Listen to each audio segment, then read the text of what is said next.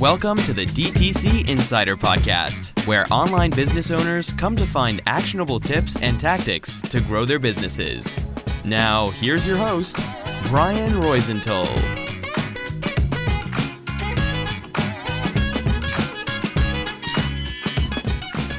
Hey, welcome to another episode. I'm Brian Roisenthal, your host, and today I'm super excited to welcome William Gasner. He's a six-time founder, listen well, six-time founder, seven-figure e-commerce seller, and the co-founder and CMO of Stack Influence, a leading micro-influencer marketing platform for DTC commerce brands. He has been featured in Forbes, Business Insider, and Wired for his thoughts on the influencer industry and the Amazon marketing ecosystem. Hey, William, thanks for being on the show. Thanks for having me, Brian. Yeah, no, my apologies for the technical issues we had in trying to record this episode in the last few minutes. You know, sometimes technology works in our favor and sometimes against us. Absolutely.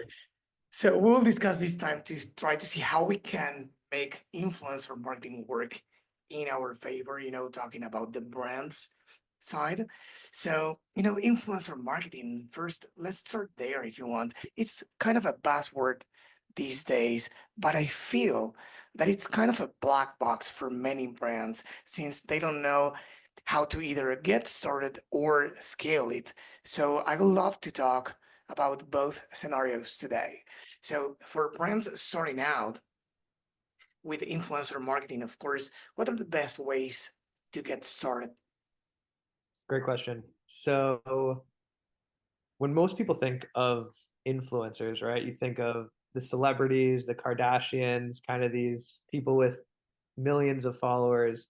And the reality is social media has changed over the past few years, where now it's not just about follower base, right? It's about actually the content that is being created and who is actually engaging with that content.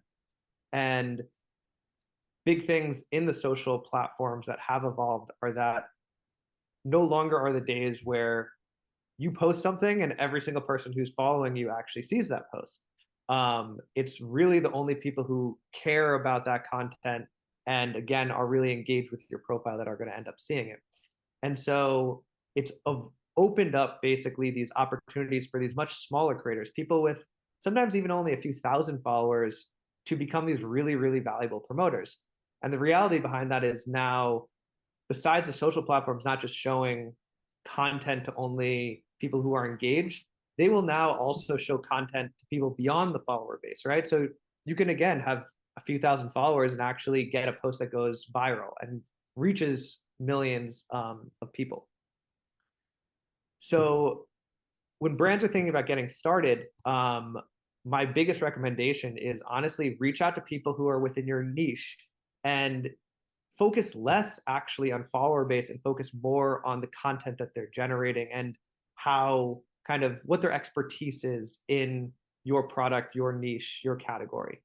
And a lot of times you'll find, if it's a good match, that these types of social media users are willing to even do promotions just in exchange for your product without, or maybe just an affiliate link.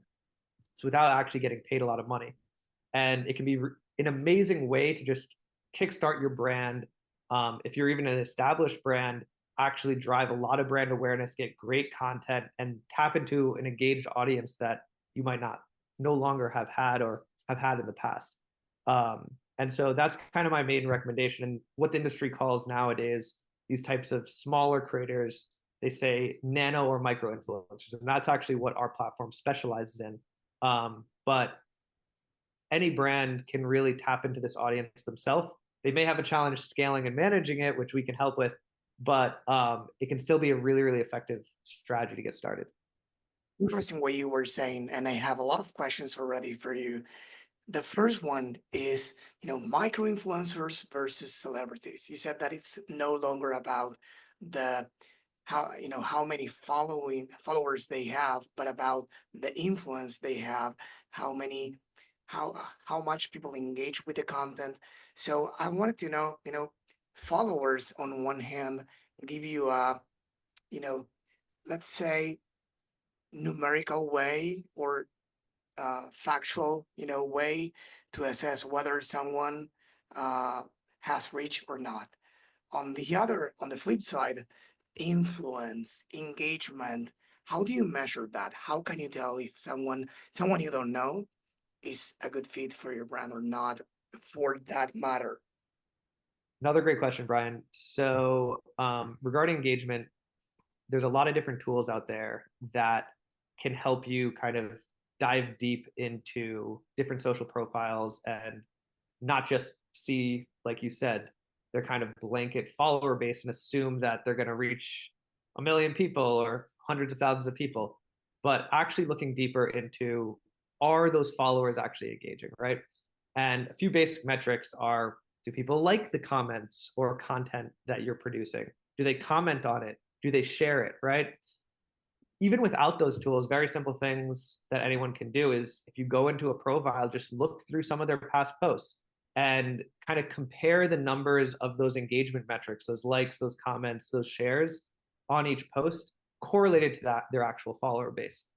And what you'll end up seeing is, and it can vary across the board, but industry standards, and going back to kind of mega influencers or celebrities versus these smaller creators or micro and nano influencers, micro and nano end up having about 5 to 10 times higher engagement levels. And it makes a lot of sense correlatively, in the sense that a smaller creator, their follower base is a lot of people they know or are really passionate, or their friends, their family, their close acquaintances. Whereas a larger celebrity or mega influencer may have a lot of followers that just kind of are following them for clout or just for kind of attraction.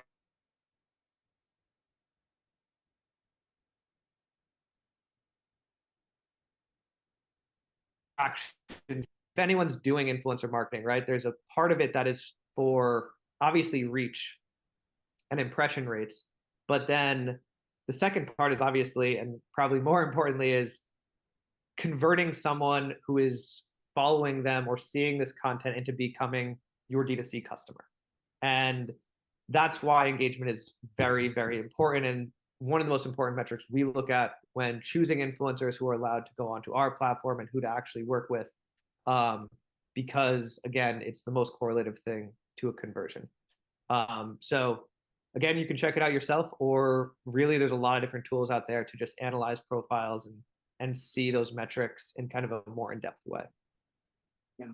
And what are some of the most common, let's say, deal structures between brands and influencers? I have seen a lot from, both well-established brands and brands starting out with this, that, some of them say, I will do, product seeding, I'll give away products to each influencer, and probably 20% of them or 50% of them or so will post something. Some don't have the luxury of, they are not able to do that, or they don't want to, or they are not confident they will actually post. So how do you typically see that these deals go? So they can vary quite dramatically, right? Very common things are just a flat fee per post, right? Some people do monthly kind of packages, relationships with influencers where they might have to post multiple times every week and do different types of content, and they're kind of getting paid a monthly fee. On the opposite side of the spectrum is literally no payments, no monetary payments, and just, as you mentioned, product seeding or product compensation in exchange for a post. That's actually the world that we play in at Stack Influence. We find that to be the most effective way, in the sense that if someone is doing something for a product and not getting paid, it means they actually want the product, right? So their promotion ends up being much more authentic. And authenticity is kind of, it's a buzzword, but it's a very important aspect in the social media realm and influencer marketing in general. However, not every person is willing to do something just for a free product and not getting paid, right? And so adding some extra affiliate commissions, or if they drive a sale, for example, they get a percentage of that sales profit. Those are things that you can kind of add on top to entice maybe even larger influencers who normally wouldn't be willing to do something just for a product, to do that sort of collaboration without having to pay them some sort of large monetary fee.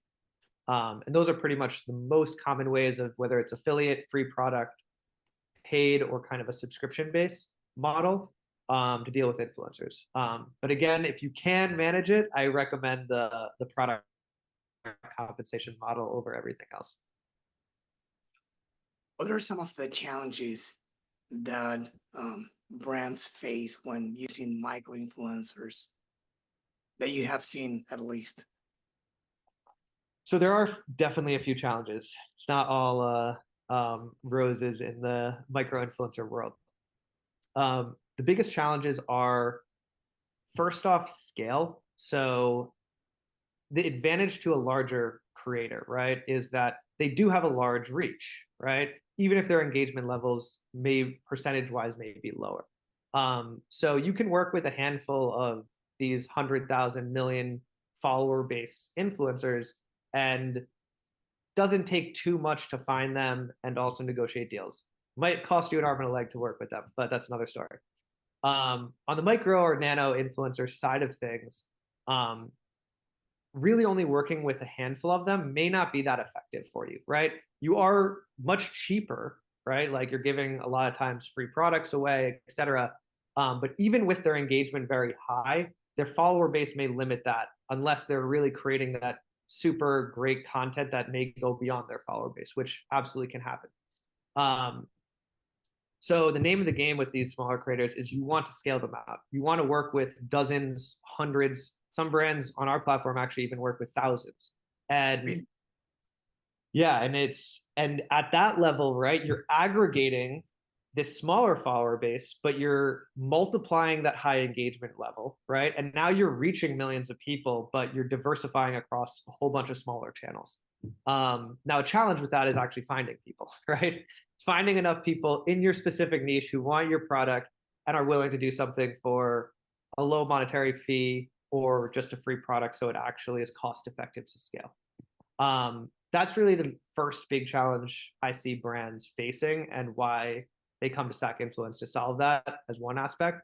The second is management. You'd think it'd be very straightforward to just send a product to someone and get them to post, but sometimes you ship something to someone and they never end up actually doing something for you, or they don't represent your brand in the right way, or don't follow specific guidelines kind of that you'd like them to speak about regarding your brand and your niche.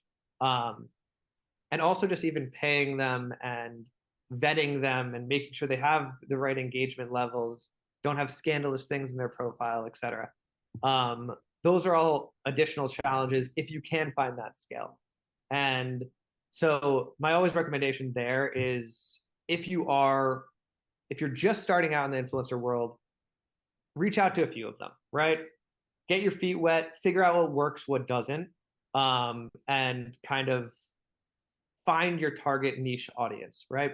And then from there, when you're trying to scale, right, you may have to build out an internal team to do so, or look for platforms that can assist you with that, because as much as technology can sometimes hurt us, it can really help, and especially in the influencer world, right? And so using technologies like Stack Influence, and there's numerous other ones out there, which can help you with that kind of first vetting criteria, second, actually communication, third, ensuring they actually post things on time and in general, and then fourth, actually analyzing those results, collecting assets, and kind of making sure you actually got a good ROI. So those are basically my recommendations, and in solving those major issues when dealing with these smaller creators. Real quick, before we continue with the episode, let me tell you something. If you own or work for a DTC brand and you're not hitting your revenue and profitability goals, you're not alone. Things are getting harder, and what used to work doesn't anymore. That's why it's important to find a business-oriented partner that's focused on improving the levers that will change the game for your business. And believe me, it is possible. At BSR Digital, to give you an example, we have recently helped our clients generate between, listen well, 80 and 700K in extra monthly revenue. If you'd like to explore how we could do the same for you and your business, head on over to bsrdigital.com and book a call with us. Yeah, I have my agency in which we help DTC brands grow through paid ads and email marketing, and we have never done, whenever they say, do you generate like UGC content, like, and we say like, well, if you provide us with the raw content, we can generate a lot of ad material. But for some reason, we felt like we we believe in UGC 100%, or influencer. I don't want to say UGC, but influencer content, influencer marketing 100%. But it's a totally different animal. As you said, you need to have people, it's not only about saying, hey, John Doe, generate these for us. We all Yeah. wish it was as easy as that. It requires, even with the right technology, it requires from someone to be following those, like the reaching out to influencers or vetting influencers, assessing what they have, analyzing what they have, let's say, recorded for the ads or whatever type of content. So who is in charge of that part? Uh, let's say from the brand's side, who should they hire if they don't have anybody for these alone, let's say, specifically? So again, technology can solve a lot of things, and that is my first recommendation. But if you have a very limited budget, um, I found when I was first starting out, so also a little just quick background on myself, and I appreciate that intro. But I'm a numerous e-commerce founder. Used to use a lot of influencer marketing to not only launch brands, but then also scale them. And the major issue we faced all of these same issues that I just discussed, right? Finding the right people, vetting them, managing them, getting it out, right? We found it to be super effective, but it was like this process of dealing with all these people and doing it actually at a proper scale that was effective. And that was the first impetus to create Stack Influence and create the technology that is actually the foundation of where we are today. But before we did that, hiring out VAs can be a really effective tactic, and kind of hiring out different people for different tasks, right? You may kind of strike it lucky and find one person who can do it all for you, but Never, never. It never happened. Let's be real. Yeah. but yeah, it is finding a few people, right? Like, because there's different steps, right? Is finding someone who can source a bunch of different profiles, and there's a skill set behind that. And then finding out someone who can actually craft a good pitch, and we call in the industry like an influencer brief.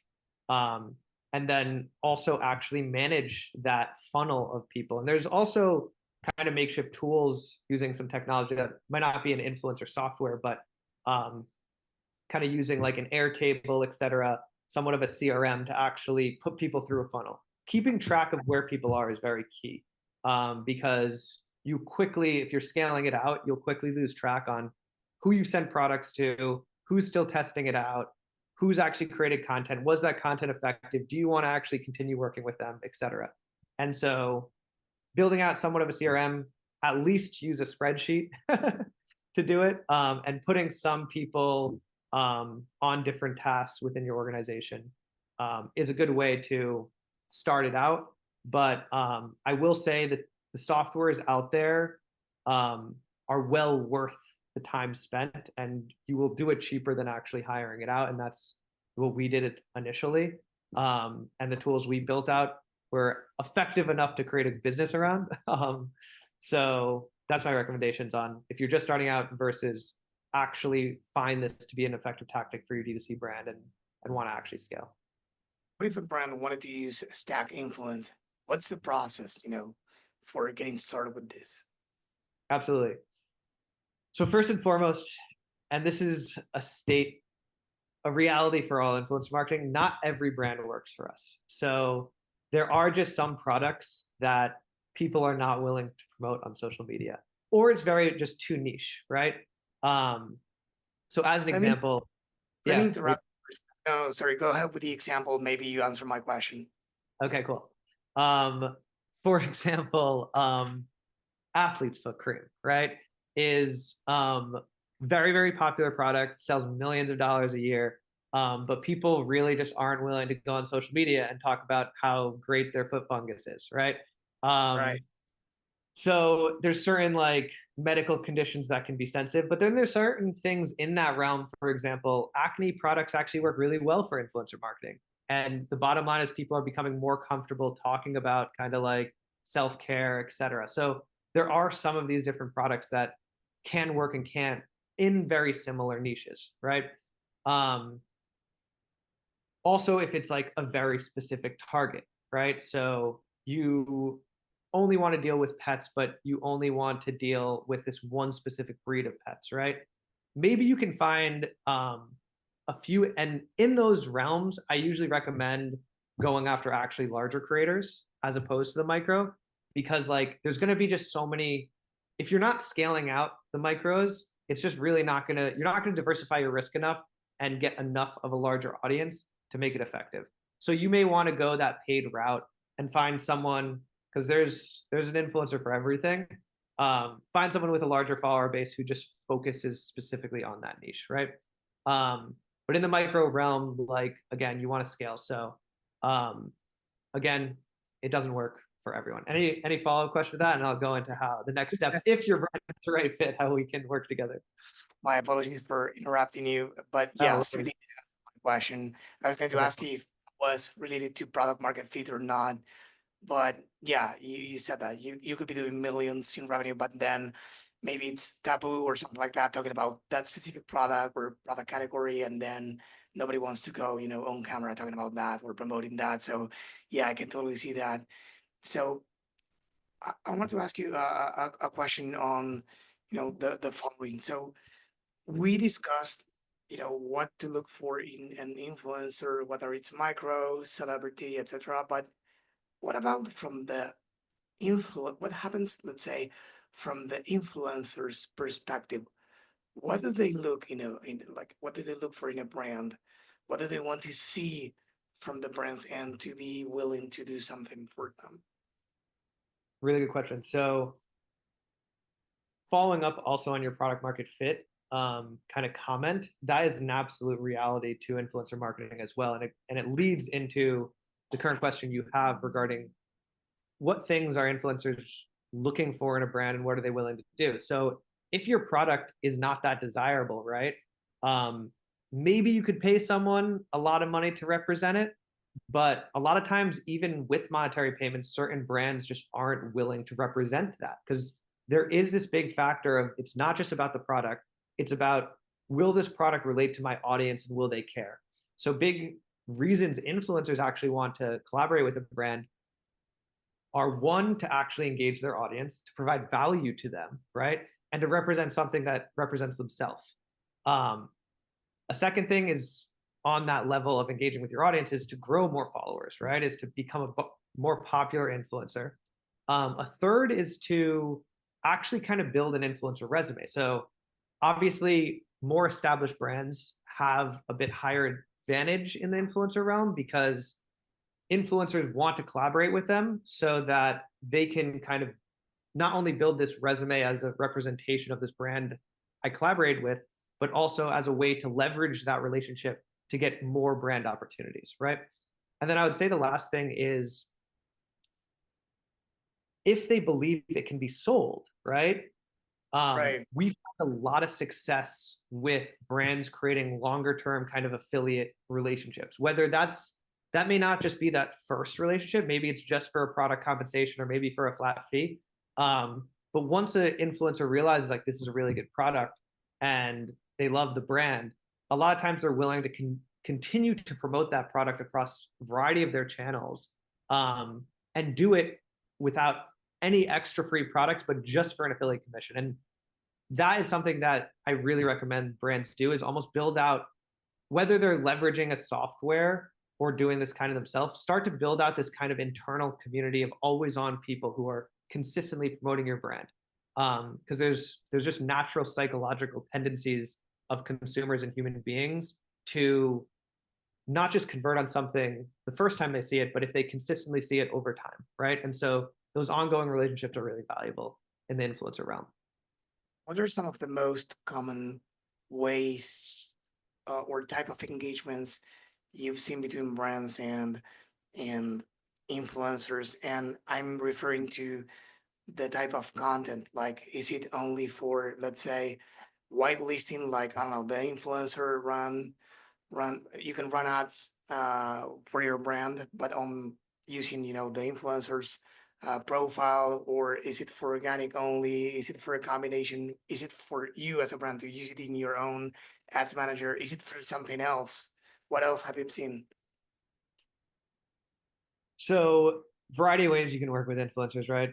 To a few of the things you just mentioned. One is some people just do it for content, right? Is they just want some image assets, some video assets that they can now leverage across their different ad channels and marketing channels, right? And they're not going to post on social media. But we consider that an influencer content because they're creating, an industry calls it UGC, or user generated content, creating some content that is a real experience that now creates social proof when that brand actually promotes that. Other things that you mentioned is and sometimes people won't even create content. Sometimes they're promoting some pre-made content on their social profile to their audience, right? So that's kind of another aspect to, maybe it's a software company and they can't hold a physical product or demonstrate it, right? So they're kind of sharing a tutorial video or whatever it may be. And so it's more about this promotional side. A third layer, which you also mentioned, is what the industry calls whitelisting. TikTok, it's called Spark Ads. And for those of you who don't know what that is, basically after an influencer creates content on social media, they can give permission to the brand to take over that content and run ads through it. So instead of you on your own, let's say, brand Instagram account or TikTok account, you running an ad, you're funding an ad that's getting run through an influencer's actually profile. And that's something that can be extremely effective for ad conversions because going back to kind of the value of authenticity, it looks more authentic, right? You got the money behind it to push up those impressions and those engagements, but it's coming from a more authentic, real person's profile. And last but not least is actually promoting not just on social media, but a lot of these kind of influencers now have diversified their channels to email or Slack or Discord groups and different kind of Facebook groups, different communities, right? And so you can then also get kind of promotions throughout these more niche controlled audiences. At Stack Influence, we try to bundle it all together and provide as much value. So we do give all of our clients full rights license to the content. They're getting a social promotion out of it. We also provide ways for them to engage with the influencers to create these whitelisting advertising campaigns. And then we also encourage people create these longer term affiliate relationships where now the influencer can spread their message and their affiliate link across other channels beyond just social media, right? So if you're doing it the best way possible, try to do everything. But sometimes, depending on what your brand needs are, maybe you just need a few pieces of content for some ad creative, and you want to create some relationships to do that, Yeah.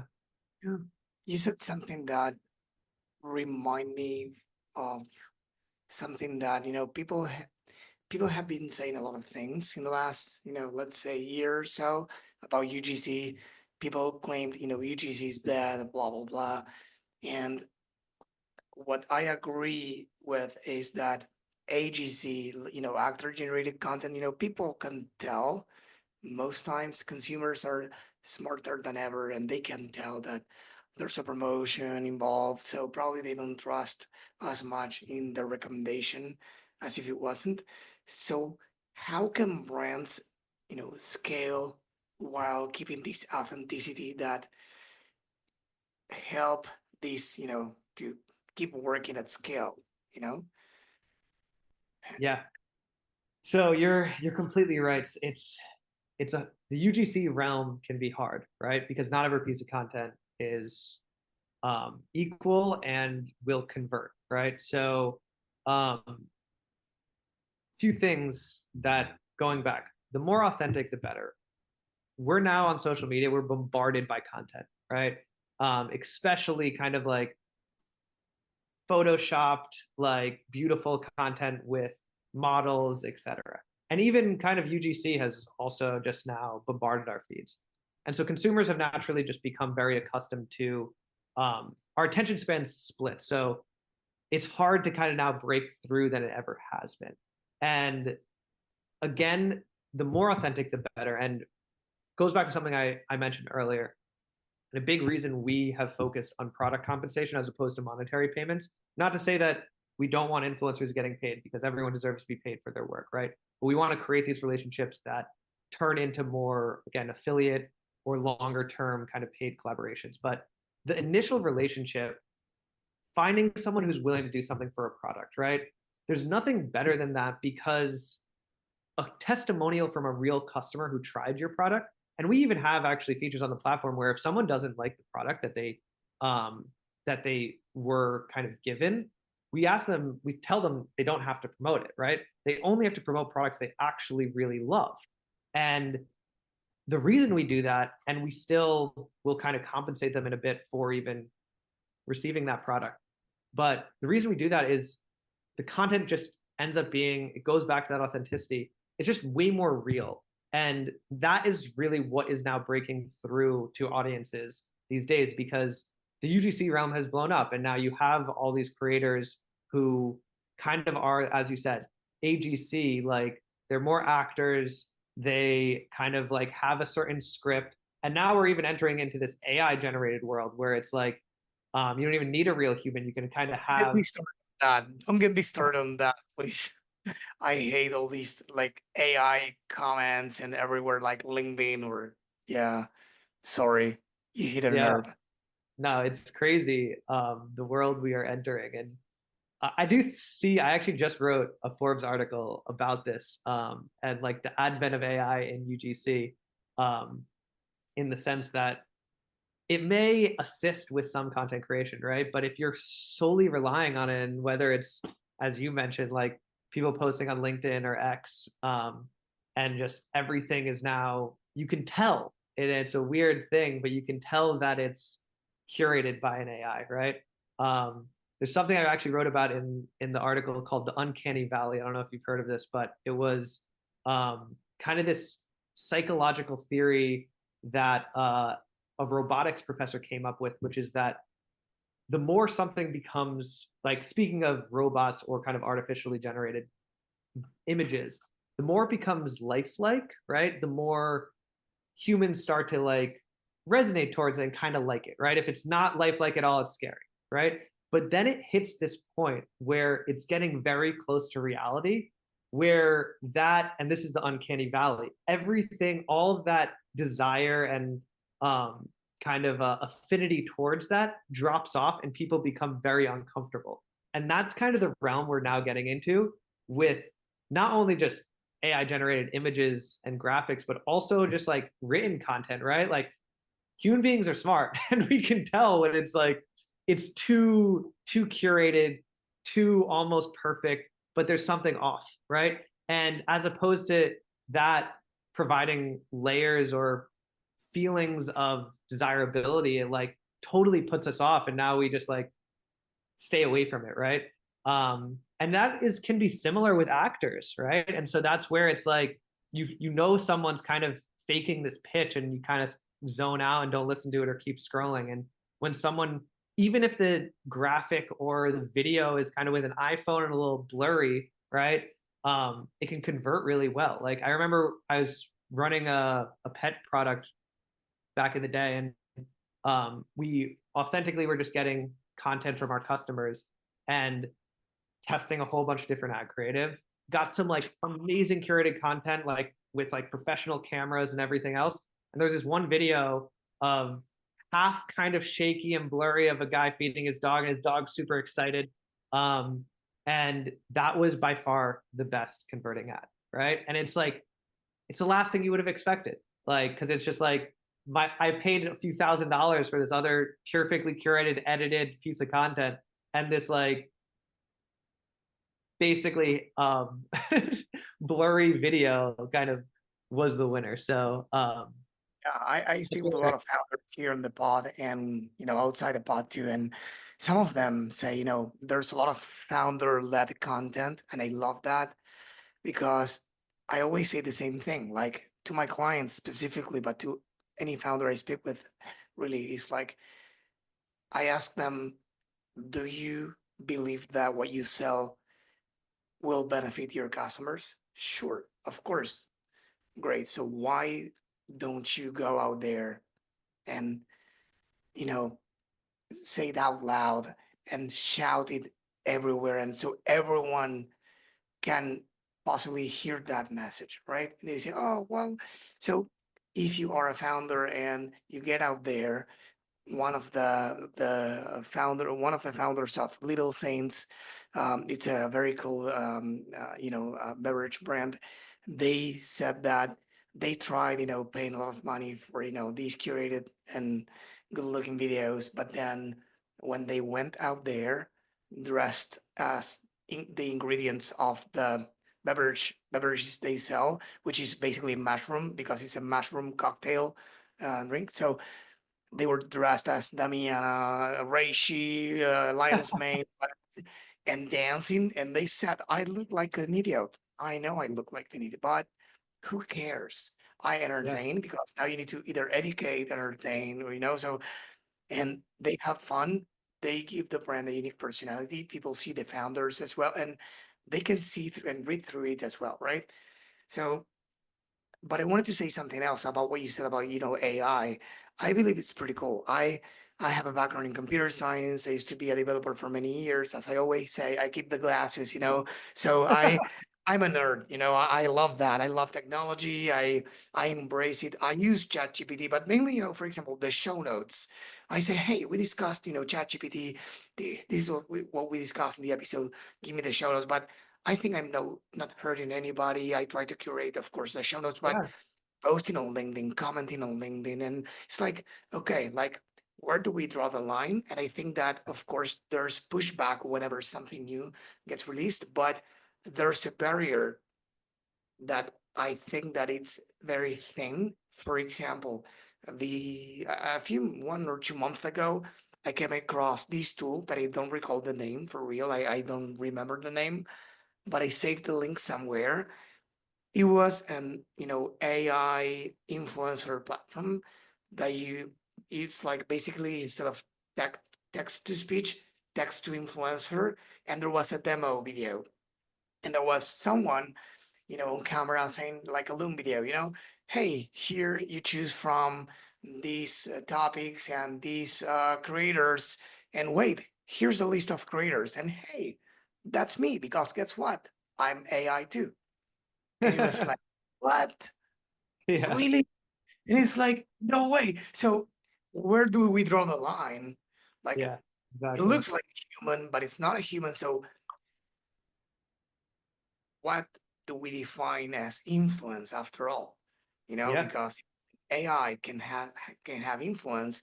It's like, okay, so do we trust everything we see online? Or like the other day, I'm ashamed of saying this, but I really am. I'm married to my wife. I love them. I have 5-year-old twins, but this is me in a photo. It's a picture of a friend. We did a, it was a swimming race back in January, and we were, hugging after the race with a medal.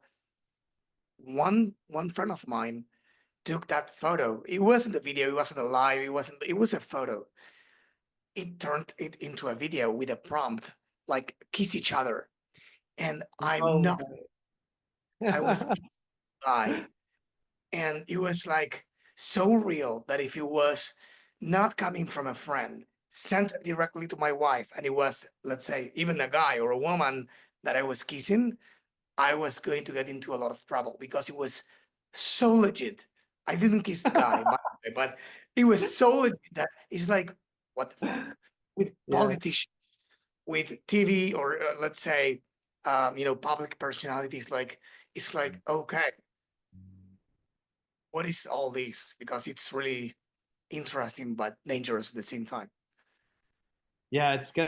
We're entering into a very strange realm. And again, I'm also a proponent of AI in a lot of capacities, right? And I think that there's great ways to use the tool, and then other ways that, as you said, crosses a line. But it is becoming really real. TikTok actually released a creator studio that is one of those influencer kind of artificial platforms, and they that was very impressive as far as the realistic kind of people who had it. But there's a part of it that is, you can tell, right? You can tell it's fake. And I don't think, and only, I mean, time will tell, right? Like if ads convert, like the best ad's gonna win. But I do have a prediction, and I have a feeling in the same way that kind of curated AGC content has now kind of fallen to the wayside, and like, again, the more authentic testimonial from a real customer actually still wins. That's only going to be more intense, I believe, as time goes on, just because it's going to be harder and harder to know what is real and what isn't, and what to trust. And so there's certain aspects to an authentic video that you know is real, right? So we will see as time goes on. Are you real? I might not be.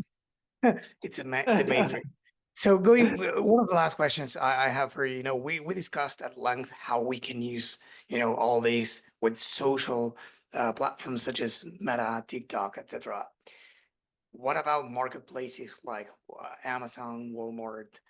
How can we, or how can brands leverage influencer marketing there? Awesome. Yeah. So marketplaces are actually one of the top channels our clients utilize for influencer marketing, especially Amazon. So the reason behind that, we are seeing Walmart and TikTok slowly gain some more traction, even Walmart and Target.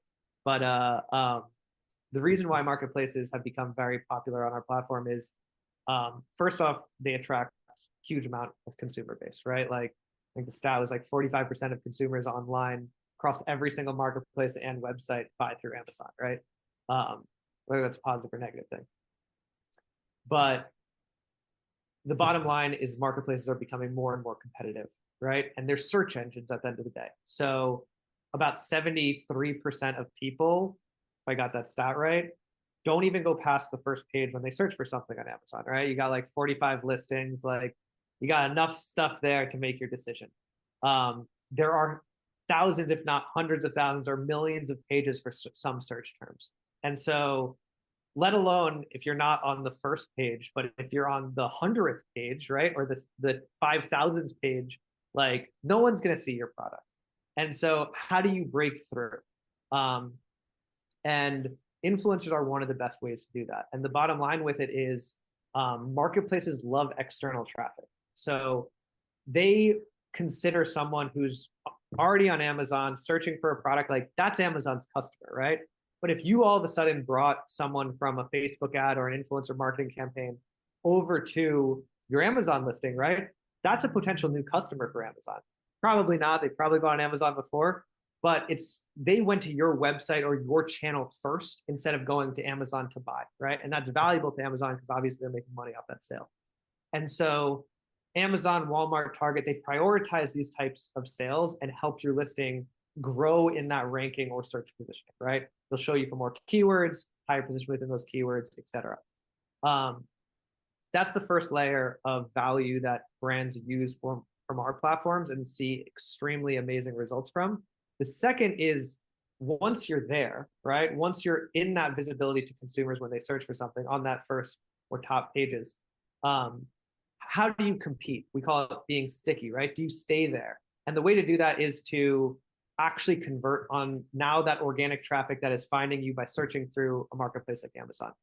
And now there's more competition again than ever in that realm, and people are getting really good at branding.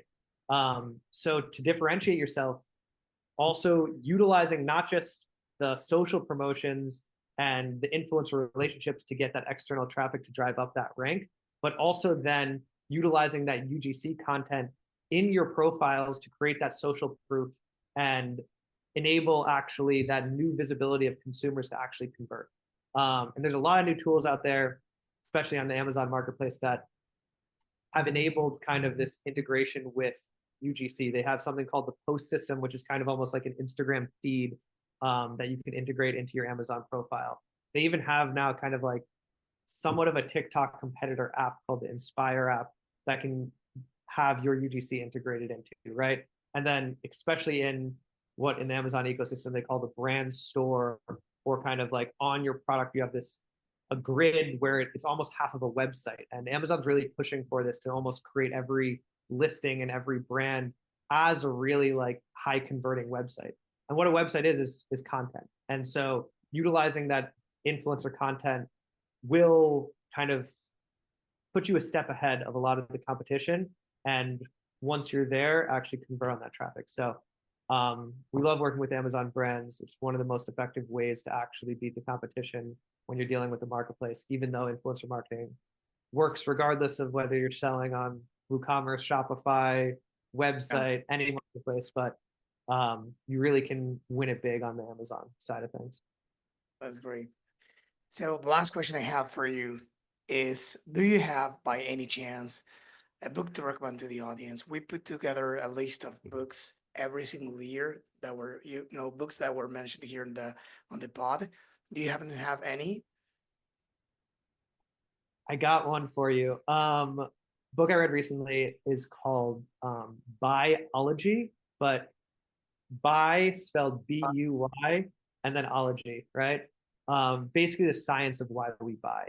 And could not recommend to anyone in the marketing space, whether, or even just in the e-commerce space, whether you're a founder or kind of heading up marketing, because it's just amazing scientific insights into all of these different studies that were done on, and they kind of accumulated a lot of stuff. I've read it actually in other books, but they did a really good job of making it digestible and also extremely informative.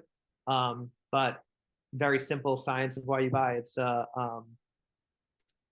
super crazy things about things that you wouldn't actually expect, right? Like, does sex sell? Like all these kind of also established like ideas that we have in marketing that never really had data to back it up, and they really bring it all together. So highly recommend that.